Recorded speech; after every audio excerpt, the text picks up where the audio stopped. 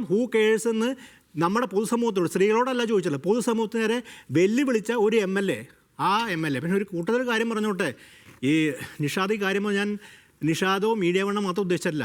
ഈ യൂത്ത് കോൺഗ്രസിൻ്റെ നേതാവായി അദ്ദേഹം കോൺഗ്രസ് പാർട്ടിയിലേക്ക് വരുന്ന സമയത്ത് ഈ നിതിൻ വന്ന പോലെ ആയിരിക്കില്ല എനിക്ക് തോന്നുന്നത് അദ്ദേഹം രാഷ്ട്രീയ പ്രവർത്തനം ചെയ്തത്. മീഡിയയിലൂടെയാണ് വന്നത്. നിങ്ങൾ മീഡിയയെ ക്ഷണിച്ച് വരുത്തിയിരുത്തി ചർച്ച ചെയ്ത ആളല്ലേ രാഹുൽ? അപ്പോൾ കോൺഗ്രസ് പാർട്ടിയിൽ ഉയർന്ന പോലെ നിങ്ങൾക്ക് ഉത്തരവാദിത്തമുണ്ട്. മീഡിയയിൽ കാര്യമായി ചർച്ച ഉരുളയ്ക്ക് ഉപ്പേരി പോലെ കോൺഗ്രസിന് LDF നേതാക്കൾ മറുപടി കൊടുത്താണ് കേരളത്തിൽ രാഹുൽ താരമായെന്ന് എല്ലാവർക്കും അറിയാം. മീഡിയയ്ക്ക് ഉത്തരവാദിത്തമുണ്ട്.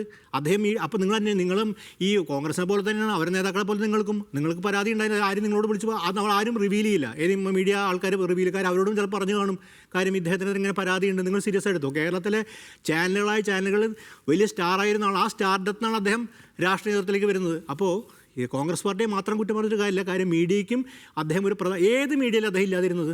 ഏത് മീഡിയ? അദ്ദേഹം രാഷ്ട്രീയ സമരംഗത്തൂടെ വന്ന ആളാണെന്ന് എനിക്ക് തോന്നുന്നില്ല. അപ്പോൾ ഈ പ്രശ്നമൊക്കെ അവിടെ നിൽക്കുന്നുണ്ട്. പക്ഷേ എന്നിരുന്നാലും പൊതുസമൂഹത്തിൻ്റെ കാഴ്ചപ്പാടിൽ നിർണായകമാണ് ഇത്.